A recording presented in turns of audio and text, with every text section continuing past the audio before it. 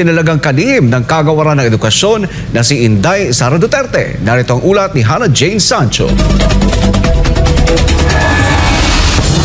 Nagpahayag ng kanyang buong suporta si Senator Christopher Bongo para kay Vice President Sara Duterte, kasunod ng ginagawang pamumulitika dito patungkol sa usapin ng confidential fund. Pahayag ni Senator Go, tiwala ito sa kakayahan at integridad ni Vice President Inday Sara Duterte bilang isang lingkod bayan. Kasama na rito ang tamang paggamit nito ng pondo ng taong bayan para sa hangarin nito na mabigyan ng dekalidad na edukasyon ng mga kabataan at masiguro ang kaligtasan naman ito bilang tumatayong kalihim ng kagawaran ng edukasyon.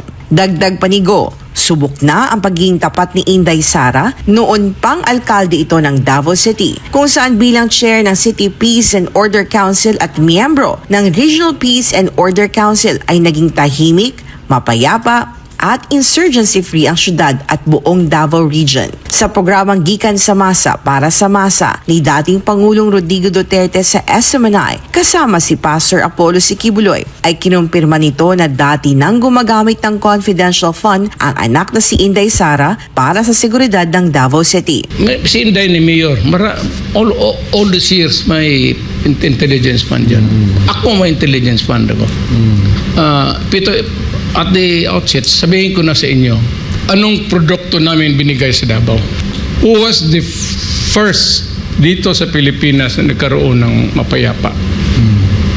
Na walang komunista. May komunista pero nandiyan na sila sa bukid. Hindi pumapasok dito. Anong ginamit namin dyan? Laway? Tatanggap yung komunista ng laway? You know, pacification is a long process. We have to strengthen the barangays, gastusan mo yan mo, pastor, at yung iba bilihin mo. Yung hindi mo talaga makuha, pero popular sa tao sa barangay na yan, malakas, kasi mabait, at saka nandyan nakaimbudo yung kailangan bilihin mo dahan-dahan. Those are the use of intelligence, uses intelligence fund. Paliwanag pa ng dating Pangulo, taliwas sa akala ng iba, ang intelligence fund ay mayroong auditing kung saan ito napupunta. Ito naman kasi yung mga taong iba, akala nila na pagka-intelligence, wala ng audit. Hindi, pastor, dito sa atin may audit talaga. You have to. Ito binigay ko kay barangay captain. Oo. At tatanungin talaga, nakuha yan. Natangkap mo ba yung pera na yan? Look, marami kayong kilalang military everywhere. Ikaw, pastor, alam mo. Ako lang ang presidente o mayor noon na may periodic command conference. Mayor ako, pinapatawag ko yan almost every other month. Lahat yung pulis ngayon buhay pa. Pagkatapos ko mag-discuss ng problema, sige, gastuhin mo yan ninyo sa bahala na. Just give me the right information. Bilhin mo sa kabit mo o kabit mo NPA, wala akong pakialam. Basta produce the results. Ganon ako ng presidente. Buhay lahat yung military pati pulis. Sinong presidente na tumatawag ng ganon? Payroll niyang pagkatapos, pastor. Ayan, nakikinig sila.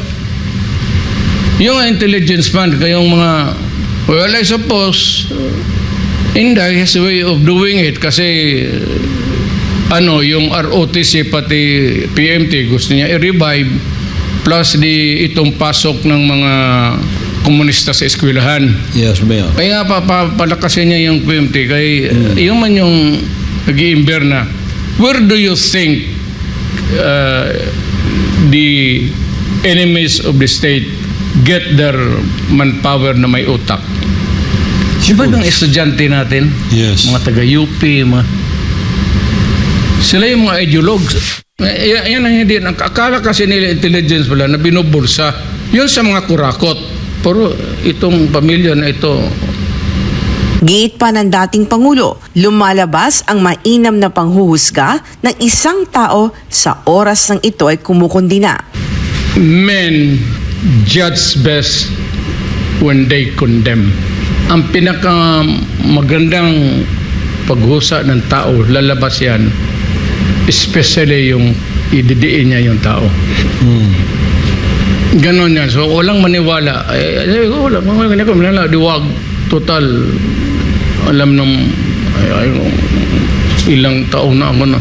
Nag-retire na ako. Pumasok ako ng mayorship. Same door. Umuwi ako pagka-presidente years after. Same door. Same lifestyle. Ito, naghihiram pa rin ng jacket sa'yo. Ang anak ni Duterte na si VP Sara ay kasalukuyan ding vice chair ng NTF-ELCA kung saan kitang-kita ang katapangan at malasakit ito sa pagsusulong sa kapakanan ng buong sambayanan sa pakikipaglaban sa mga masasamang elemento ng lipunan na pilit na gumagawa ng paraan para pabagsakin ng gobyerno at sirain ng bansa. Sa kabila ng mga hamon na hinaharap na bansa, panawagan ni Go sa publiko na magkaisa at sama-samang tulungan ng gobyerno sa pamumuno ni Pangulong Bongbong Marcos Jr. at Vice Presidente Sara Duterte upang maisakatuparan ng iisang hangarin na mabigyan ng mas matatag, maginhawa at ligtas na bansa ang bawat Pilipino. Anigo, kaya umano ng sinabi ni VP Sara sa dami ng global at local issues na nakakaapekto sa ating ekonomiya na nakadaragdag sa pasanin ng ordinaryong Pilipino ay wag nang magpadala sa awayan at pamumulitika at sa halip ay maging bahagi na lamang ng solusyon at tumutok sa mga gawaing kinakaharap bilang mga lingkod bayan. Serbisyo muna, bago politika. Para sa Diyos at Pilipinas kumahal, ito si Hannah Jane Sancho. Neon lights, the playing with my mind. Gotta get